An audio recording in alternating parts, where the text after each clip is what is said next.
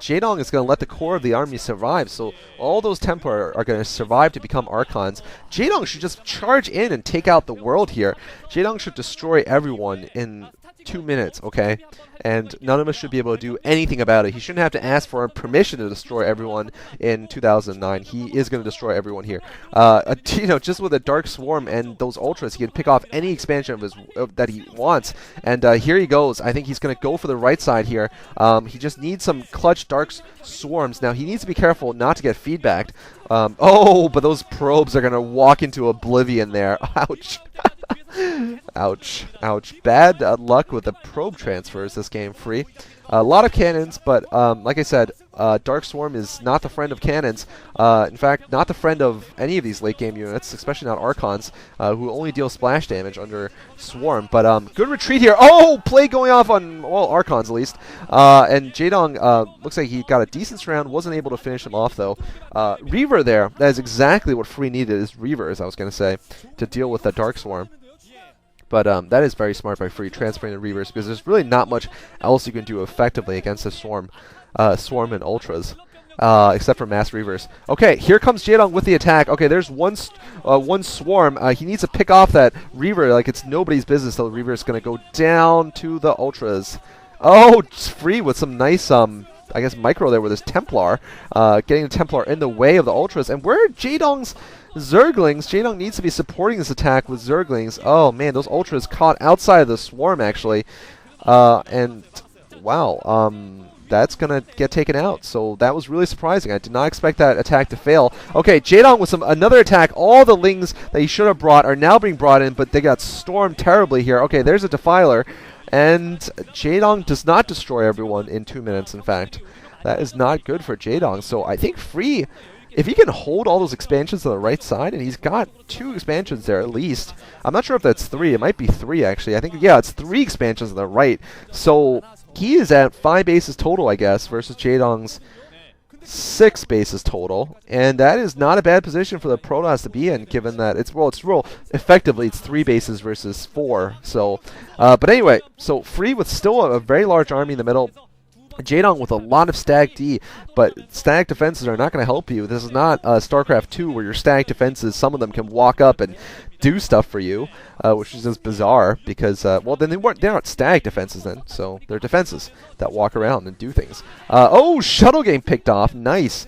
Nice snipe there by Jaedong, despite there being about 30 Archons around. Those 2 Hero Scourge got through. Alright, so here comes a large attack, though. So this Dark Swarm is going to be essential for Jaedong. Only 2 Reavers, so those Reavers are not going to do enough damage, I think. Okay, Jaedong is going to go for another big drop. I think this drop could actually be more effective if he hasn't been spotted. And it looks like he has been spotted because Free is transferring his entire army back to his natural. That one observer... Oh my goodness, that one observer has just been like the super sleuth spy. It's been, you know, like the CIA there, like recording, well, a CIA that doesn't suck, rather. It's like the KGB, I guess, or the Mossad. Yeah, actually, they're like the Israeli Mossad, which is really arguably the best intelligence agency in the world. But it's like the Mossad. It's seen everything that Jaedong has done, and it has helped Free save himself many a time here. Alright, this time though, Jaedong is going to go for attack on the right side. Shuttle probably has Reavers inside, so this one Reaver is going to have to take care of everything. I don't think it's going to take care of everything. Jaedong needs to focus fire though on the Nexus. Okay, Nexus I think is going to go down. Yeah, Nexus goes down. Plague over the world there, over both Reavers, and that's going to make it very easy to take out. Jaedong catching Free's army in the middle here in transition with a lot of Ultras and Lings. Looks like the Defiler gets stormed to death though, so I think this attack cannot continue, but he's done serious damage to Free. Free's going to take a while before he rebuilds that Nexus. And Free is going to be at 2 bases temporarily, only at the right side. He's not mining minerals from, yeah, these are the 2 bases he holds. He's not mining minerals from his natural or his main anymore. And Jaedong is just going to be able to pump these Ultralisks out. Oh man, Jaedong just consumed an Ultra there. Talk about misclick. Wow, Jaedong's sloppy play here this game so far. That was definitely consuming an Ultralisk, by the way. Because it was a huge meal. You saw the Ultras like skeleton there. Oh, storm drops, super storm drops about to come down here for Free. Free's first person point of view here. He's going to spot this huge Ultra Force. and he's gonna have to deal with them instead of dealing with his drop. But some decent micro here from Free, running away from Jaedong's forces when he needs to. Okay, here's the drop. Oh, this drop is gonna be a lot more effective. What happened was actually that was the same drop. It was just Jaedong just moved his drones back after a while without paying attention. So Jaedong has lost. Okay, now he's gonna know he lost everything down there.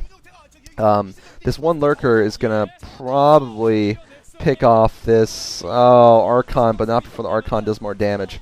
Okay, Archon picking off a couple more drones there, and Jaedong might be able to very able to lose this game. I was going to try to formulate "be able" into a coherent sentence, but he might be able to lose is the coherent sentence, because he might lose this game.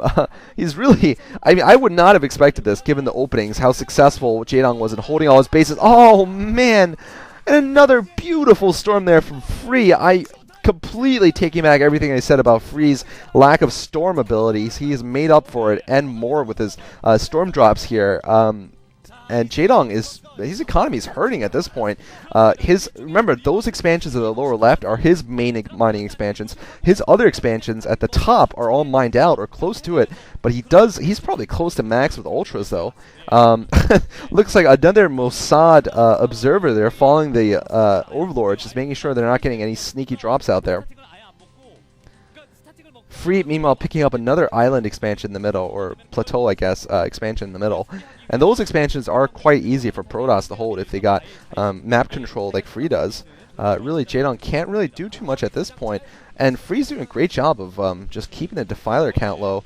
Defilers are quite deadly against Protoss also in the late game, not just against Terran. But on the other hand, Jaedong's done a good job of scourging those shuttles, and it looks like he was close to getting another one. Okay, he could actually get this one right now, too. But looks like Free manages to pull back just in time.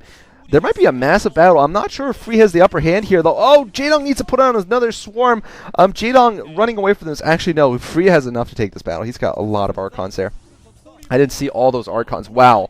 That is a late-game army. This is one of those epic Zerg versus Protoss games where the Protoss just has one of these undefeatable late-game combos. Archon Reaver is just... I mean, Archon Reaver High Templar is just an undefeatable late-game combination. Really, Zerg are no match for it. I mean, Ultra Ling Defiler is still no match for it in terms of durability, especially when we're getting into a situation where getting mined out is definitely a possibility. This is the build, or this is the unit composition that Savior lost to in his epic game against Naura on Shin Peaks of Beidou, which is my Holy War cast. Wow, those ultras just melting in front of those 3/3 Archons with Storm. And basically, Free does not have to go and commit to attacking an expansion just yet. He can just, turtle a little bit and hold his bases. Okay, Jaedong going for a massive attack on the new expansion. Yeah, this is a smart move by Jaedong. Meanwhile, Free though is attacking the main base of Jaedong, the natural expansion. Jaedong's got a bunch of lurkers, but those lurkers are going to melt also. He does have those ultras in the back, which is going to help him do a flank when he needs to at the critical moment, the breaking moment of this battle, when Free is going to be about to break through and Jaedong's forced to commit. Free has just so many Reavers though. It's going to be so tough for Jaedong to do anything. He's still trying to take out the shuttles. Alright, he's finally got one of the shuttles. Here comes a Zergling, but that Zergling, I wasn't even going to call it a rush. I guess just a movement of Zerglings into their deaths. A Zergling bonsai charge, if you will. Here comes the real flank. That's a lot of ultras, and I guess Free is forced to move back now that he doesn't have the shuttles to support. He could get surrounded here, and that could be what Jaedong needs. Jaedong is actually among the ultras without any protection here. Sorry, around the Reavers without any protection. Those are all plagued Reavers, so even if they can kill a lot of these units as they come up, if Jaedong can pick off those Reavers, the game will shift dramatically and rapidly to Jaedong's favor if he can just pick off a number of those Reavers, because as